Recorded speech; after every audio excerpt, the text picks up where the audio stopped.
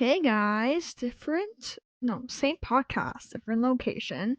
I come to you guys with a topic that Eden, I'm not sure how to say her name. I will look up the video right now.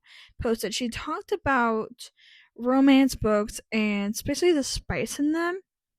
Let me look it up because I actually am very interested in you guys knowing which video I'm talking about. Give me a second. You can probably hear the typing. Here she is. Eden Jonas. Yeah, why are we afraid of spice books? She posted this video. Hopefully you can see it. And it really got me thinking because why are we afraid of not only spicy books but romance books in general? I feel like they have gone so much more popular over these past few years, but I think even more with this literary problem where people just don't read anymore, and with the rise of conservatism and all that, even though there's a lot of romance more even though there's a lot more romance in the literary world, I feel there's a lot more backlash. So let's talk about this in today's episode. I'm also going to talk about the Boys Atomic casting because I did post a whole episode on that. Oh, sorry, I am on my bed, so if it's a little wobbly, I'm sorry. I did post a whole episode on that, and the casting came out, and I do have positive thoughts. I have positive opinions. But let's do book, drink, and music and song I've been obsessed with. So I'm reading two books, which actually one of them is a Boys of Time book. Finally, I'm ready to ruin my mental health again. I'm reading Fake Skating by Lynn Painter. Been reading it for a while. Been very, very busy with school. And I'm reading Taming Seven by Chloe Walsh. Only in the beginning, but already my heart's already breaking. And then for my drink, it's over there. It's over here. Let me just grab it. I'm going to have it with me. I have caffeine. I have a Coke. And then for my current favorite song, I actually don't have one currently. I've been listening more to Noah Kahan and Gracie recently. And I think I've been gearing back towards like pop music more than country music. That's my music update. So, I think I'm going to dive into the main topic first. Why are romance books such a big deal? That's the title of this podcast episode, right? Well, I think I'm going to turn that off. I think that I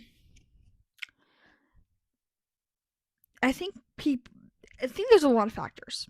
I'm going to start with one that's probably you either have to really think about it or you'll understand what I mean.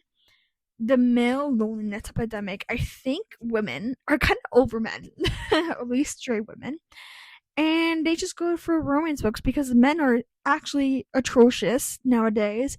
It just gets worse and worse, and I think it's a male loneliness epidemic. I think women prefer fictional characters and movies and books and whatever than the men in real life because yikes. And I think that's one of the reasons. I think another one of the reasons, of course, like such an obvious one, the rise of book talk.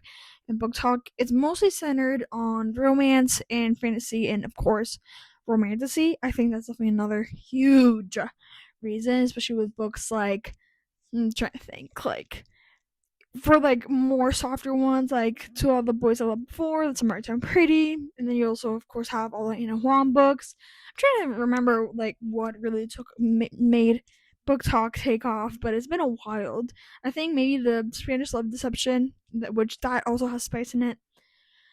I think, oh Jesus, I think like the rise of book talk also contributed to this rise of romance because I think before that, reading romance books was very like you wouldn't say it. Like I did see this TikTok recently where like when fan fiction was popular, like Wattpad era, 2014, which I was on. I was definitely not old enough to be on there.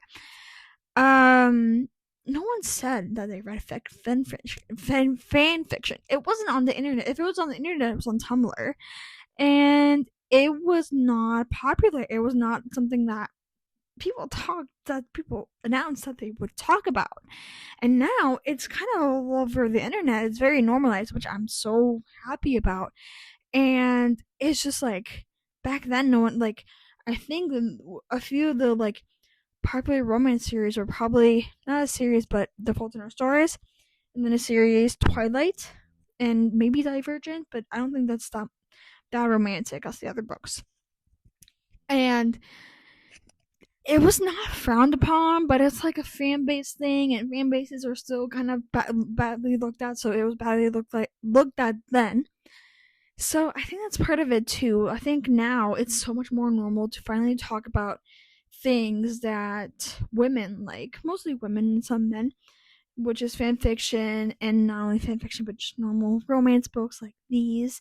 And I think that's another reason why romance has become so popular. People are finally comfortable reading what they want to read, and I'm not even gonna get into the discussion of people trashing on romance, but people are finally reading what they want to read, and they're finally ready to share with everybody that why they love certain books, and they're not embarrassed or shy to talk about it.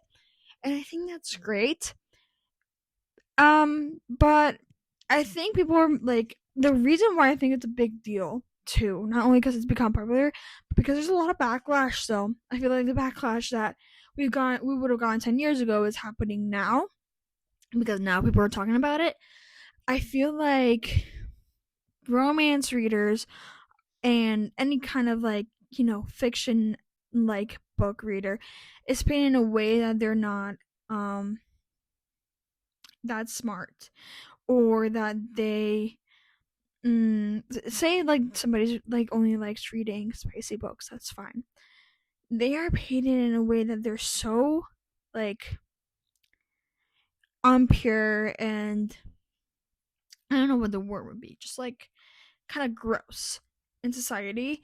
And I think that's so stupid. Like, I don't know, especially because, like, I don't know, like, let people read what they want to read, and just because someone reads these kinds of books doesn't mean they are not, like, they're not smart people, they're not, morally correct people. I feel like that's such a, like, misunderstanding.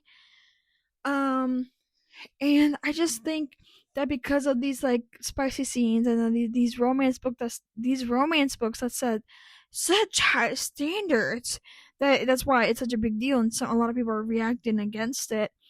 And I think it's ridiculous. I think, like, just mind your own business. And if you think that, I don't know, if you think that, I don't know how to put it. Basically, if you think some of these things that these fictional men do are high standards, take a look at yourself in the mirror. Am I right? And then turns again back to the spicy thing. If you don't want to read it, you don't read it. You don't blame or you don't shade other people for wanting to read it. Which gets me to another point. Actually, Off Campus also came out last Thursday. I'm pretty sure. I can't even remember what day I'm in anymore. Off Campus came out last Thursday, and there's a few scenes where you can see stuff, right? Whatever, it's fine. And a lot of people are kind of like, I guess, more shocked than negative reactions to it. But part of me is like, you're willing to read it, but you're not willing to see it? I don't know. Like, I kind of expect, like, I was like, if you read Off Campus, I expect to see or, hear, some kind of comment, like, thing on the TV screen. So I think people are kind of just, like, very leaning. There's, like, I feel people are leaning towards, yes, like, body positivity, talking about taboo topics, and at the same time, they're like, oh, no. They're leaning towards these conservative values, like that, like talking about purity, talking about morals, talking about like, like just being like perfect, not showing anything, not talking about anything. And I'm just like, y'all, like, no, like, even if we don't talk about this, even if we go back to this like conservative mindset, these things still happen. So it's best if we talk about them, make them safe, and make them in a way that's not it's not definitely like non-disgusting in a way.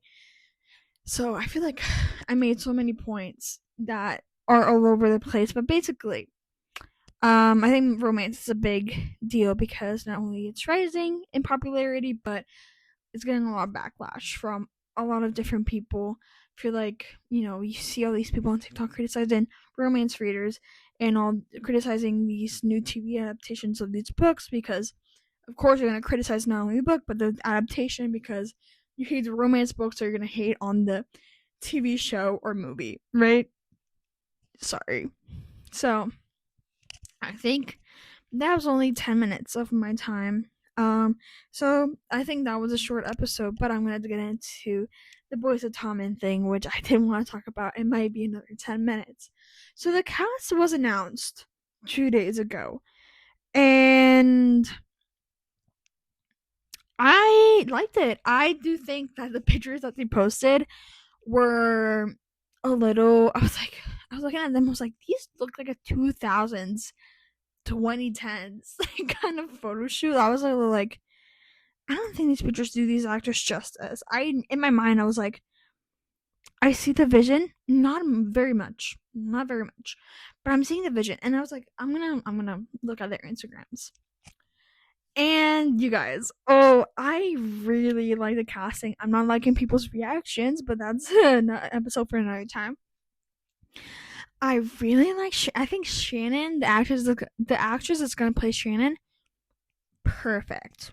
I think they did such a good job, and with Johnny too. But I think Shannon's the one that they nailed they nailed the nail on the head. I don't think that's the right saying, but I do think that they did a really good job with Joey and Aoife.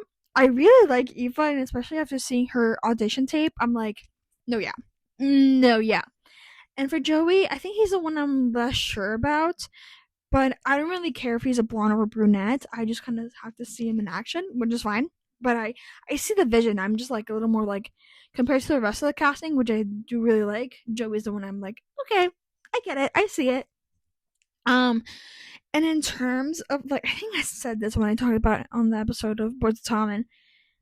I think the majority, if not all of them, are Irish, which yes, this is what we wanted. We didn't want to see Jacob Elordi in yet another in another screen. We didn't want to see Margot Robbie again. And seeing that they chose up and coming actors, which thank God, same for off campus.